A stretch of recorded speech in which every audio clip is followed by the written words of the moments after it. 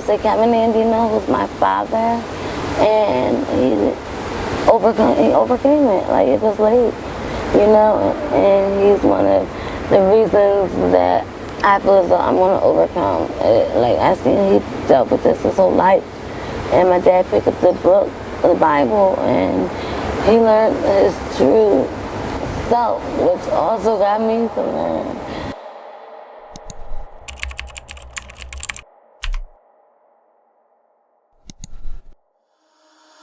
Holding on to what I know, to everything I've learned, what is real and fabricated, what is wrong, what is my problem, how can I get out of this world that I created, fighting storms in my head, don't know where I have been, I'm alone, no one to turn to, no one understands, shit's too complicated. Away,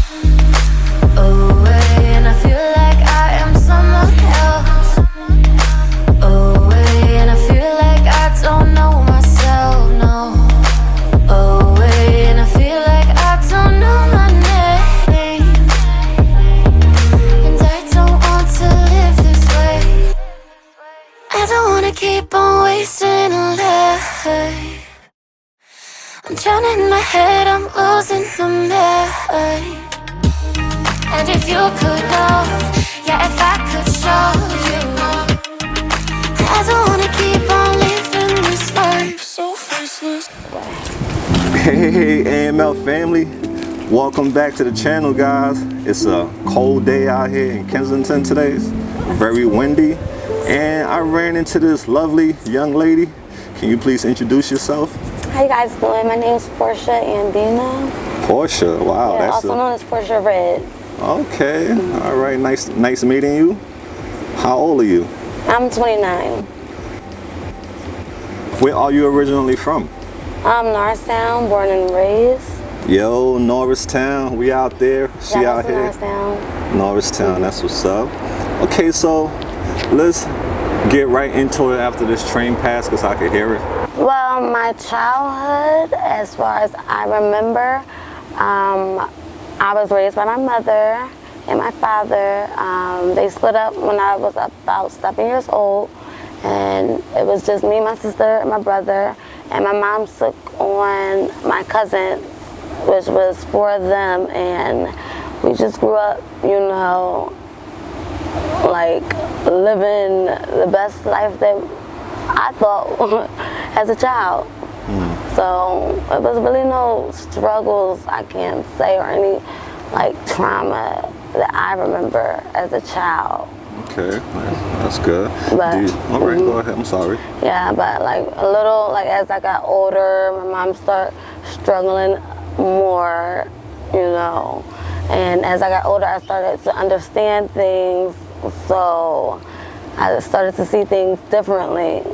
And that's when, like, I became, during the same time, I was becoming into my own self.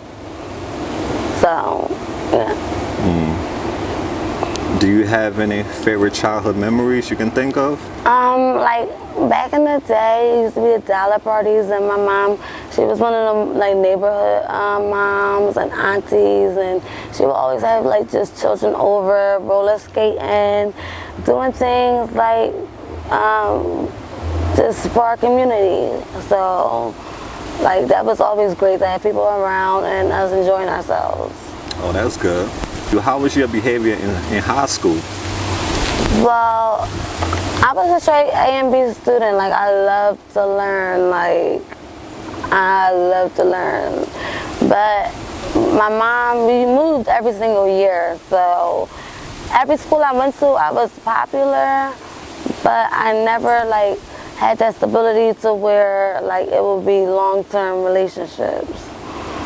So it was okay, but I wouldn't mind being stable, like, and not move every single year.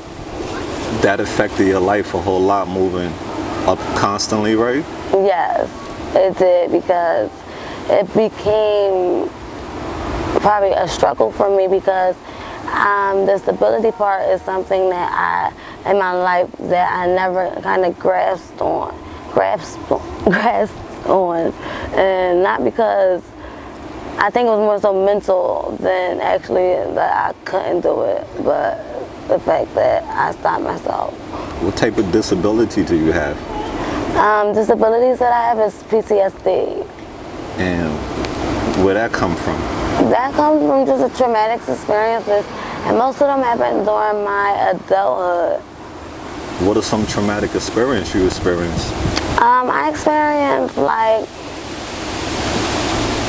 I would say abandonment and me having to learn, like, the hardship. I felt like I was just thrown out there and like to the wolves, you know, and I had to fend for myself and find a way out. Like, but I did, and it made me stronger.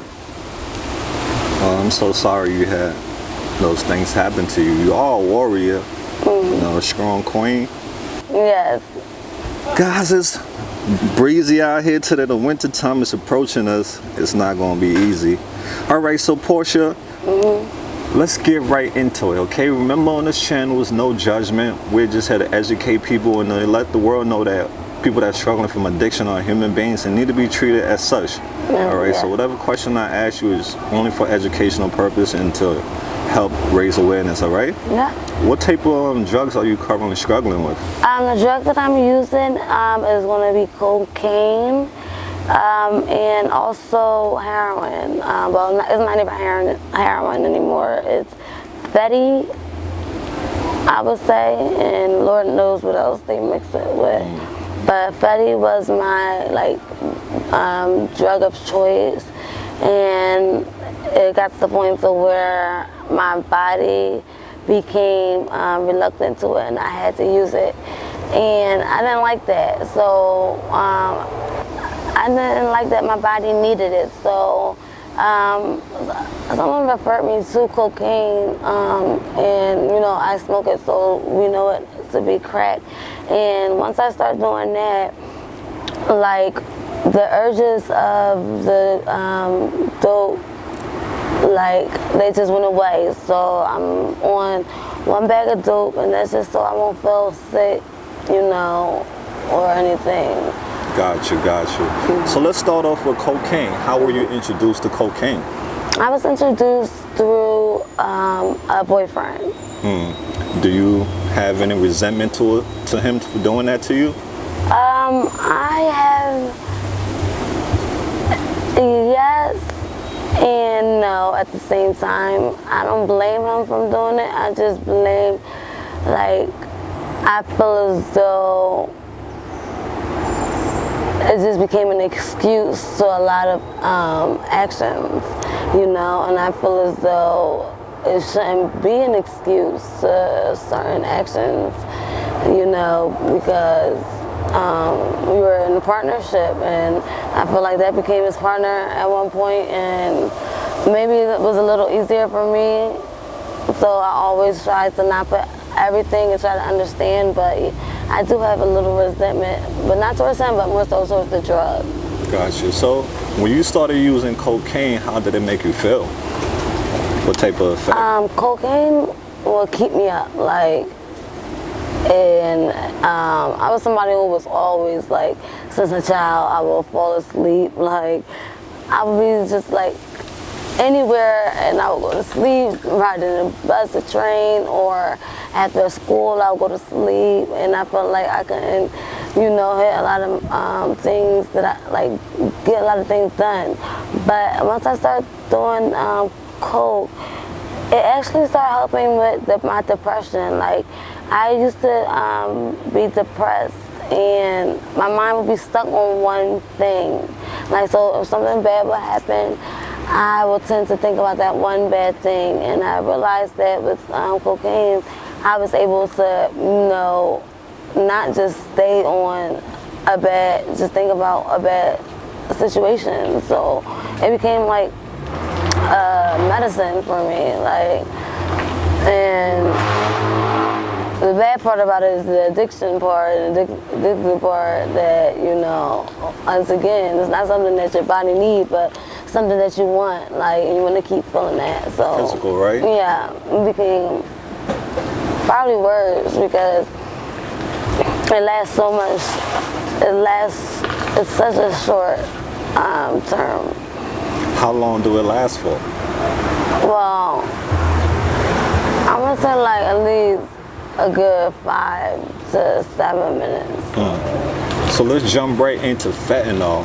How were you introduced to that drug? Fentanyl, I was introduced by a white woman, and you know, everybody around me was doing drugs and stuff, and I was told that I wasn't. Nobody ever told me. She did not tell me that my body can become reluctant to it, or that I would need it, and if I didn't have it, I would go through withdrawal. But she did let me know that it's cool, like keep me up, it's like make me feel good and stuff like that.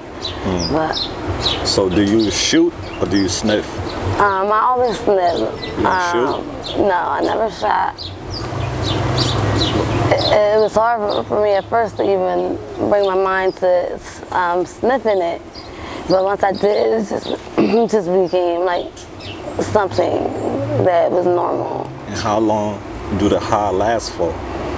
That drug can last for a day. Yeah, but it comes down. Yeah. Wow. It was like you'll come down off of it a little bit, but then you want to get back to that point to where you were okay. So how much would you say you spent in 24 hours on your drug use? I spend like $130, like $130. That's a lot every day, right?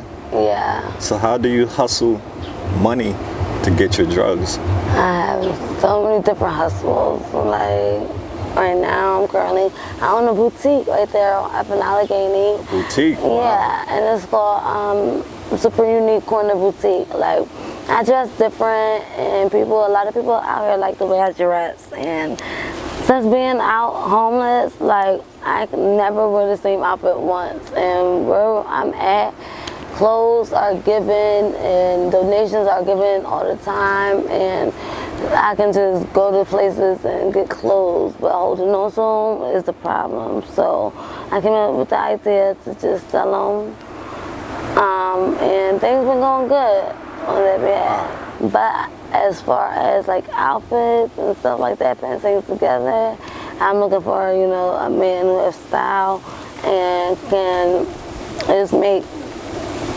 things unique. Got you. What's the craziest thing you ever done to support your habit? The craziest thing that I ever done was get into a stranger's car. What you said? Get into a stranger's car. Wow. And not knowing. And I was up for a couple days, so I think the guy thought like I was falling asleep in the car. I think the guy thought that I was probably on dope. So like he basically took me to the back seat and, you know, had his way with me. And and you know, a bunch of us ladies got together and we spoke about it, and it seems that like the girls that is, you know, on heroin and shooting up while they're on dates are being, you know, raped a lot more, and guys are having their way with them. And some girls don't even remember what, they just know the feeling that they were abused. So if any ladies are out there, I just advise you not to ever get high while you're on a date. Like, wait till after. Even if you're high, don't go on a date, because things is becoming really crazy out here. And men is just coming out here because they know that they can get a lady that is a need. So Porscha. Okay. So let us know, what do you have to battle every day out here in Kensington? Every day I am battling myself, and this is due to the fact that I'm not going to sit here and say, like, everything happens for a reason. And me being out here, I learned a lot morally and I kind of feel like I found my purpose in life, and that's to educate, you know, our people on who we truly are. And I learned that going through struggles out here. Being homeless kind of helped me to take the systematic and brainwash of the society and become true to the earth and not judge and be more understanding of why things are. But I struggle because of this drug, so the drugs hold me back from fulfilling my purpose. So that's my main battle, is with stuff. So you say you're homeless, and you have a boutique. Where do you sleep? Well, I barely sleep. Like, I barely sleep. When you do sleep, where do you sleep? I can be out. I'd rather go to someone's house that I know, and like I'll just crash. Like, and I can go to family members' homes, but I don't like to because you know, I'm not able to do. Like, I'm not able to.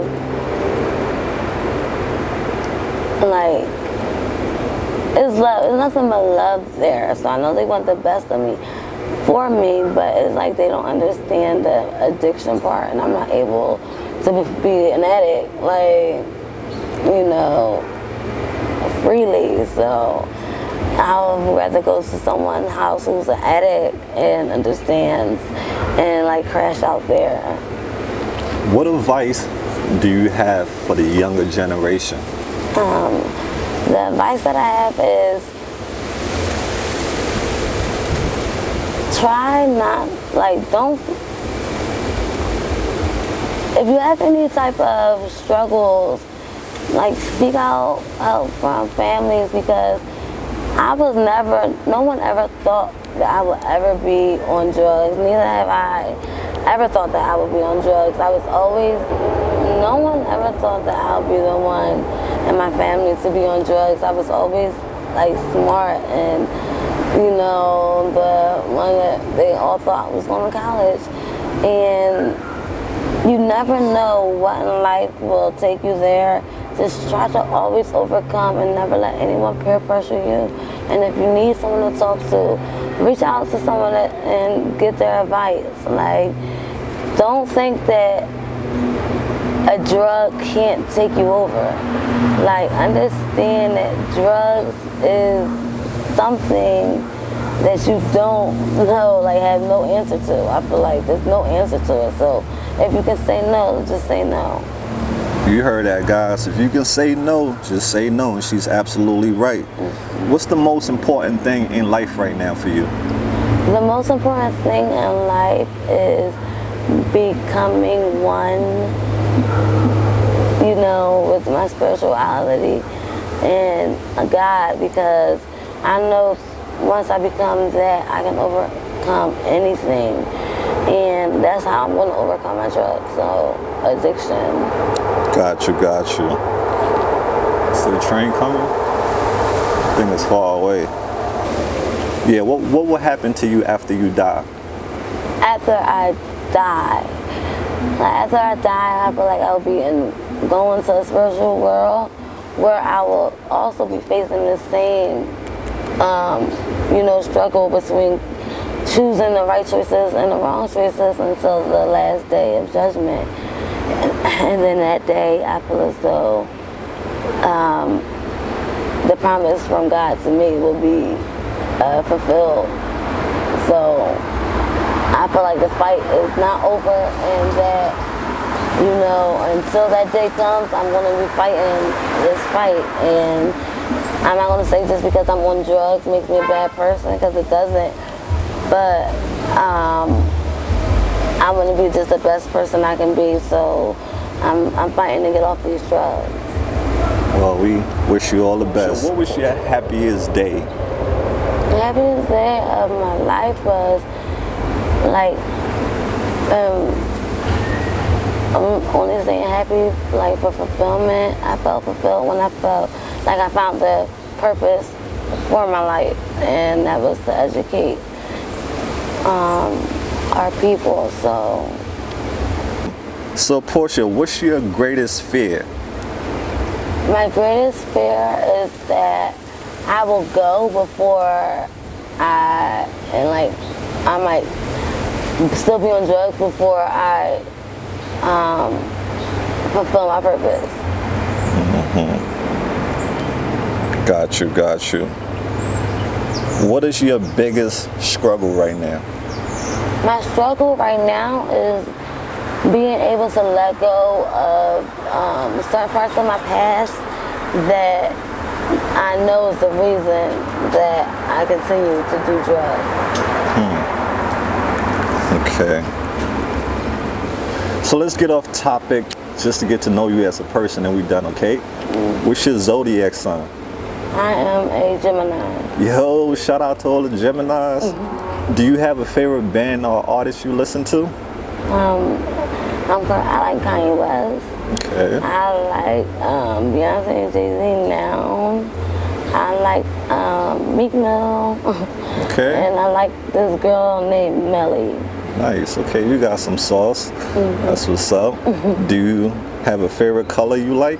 Red. Oh, she got on red. You can see she's definitely representing. Red. Okay. Are you a high school or college graduate? Well, I got my GED. All right. Do you have any short-term goals for yourself? Yes, it's to just get a place, like, for me. Like, I'm living currently, I have a room, but I'm never there. Like, I don't go to sleep. Like, I'm barely sleeping. I don't want to be there by myself, or sometimes I just don't want to be in that particular house.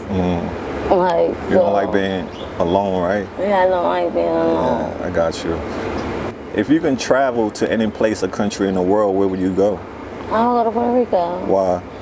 That is where my fathers are from. Okay. And I learned that they are spiritually, like, inclined, but, you know, they used to pray, not pray, but they will speak to the earth, the fire, the, you know, wind, Gotcha. and water. So I like that. Have you ever been married before? Married, I've been in a 16-year relationship. So I know I haven't been married because I never became one with this person. So no. Got you. So what happened when you see a guy that you like? I don't know. Like,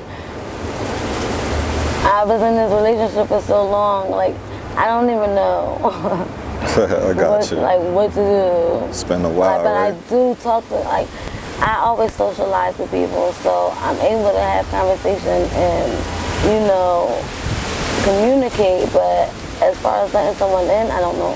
How many kids do you have? I have 4 children. 4 kids. And who are your kids with right now? I'm their grandmother.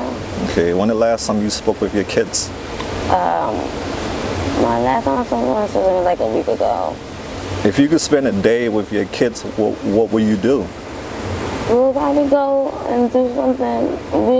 My children are really, like, morally, like, in tune with me. Like, they're one, like, they like to learn what I like to learn. So we like to learn about our heritage and our history. So we'll go, like, you know, to, like, the Philadelphia museums and, you know, mainly go to Philadelphia because a lot of our heritage happened right here. And we have conversations that, like, will spark them being able to pass on information to their people. If your family and your friends was watching this video, what message would you like to send to them?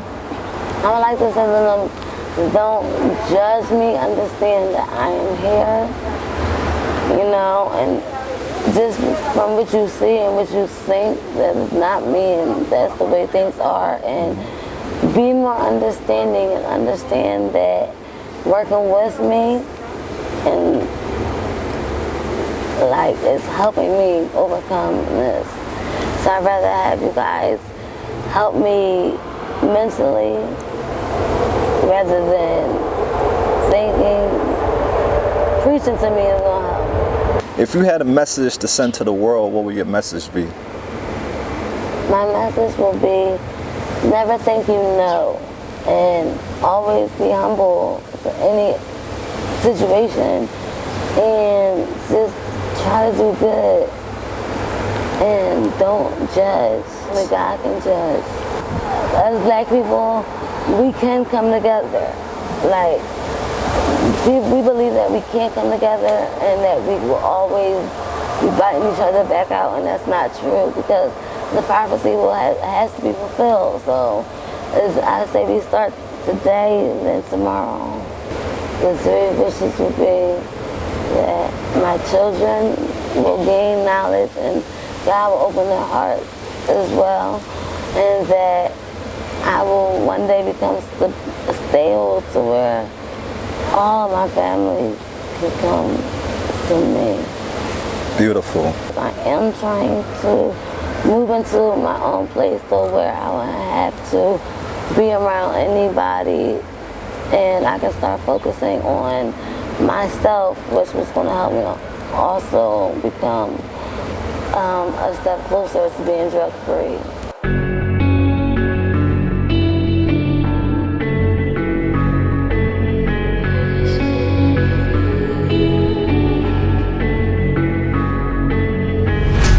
Quiet's driving me insane. Silence rattles in my brain. Yeah, I go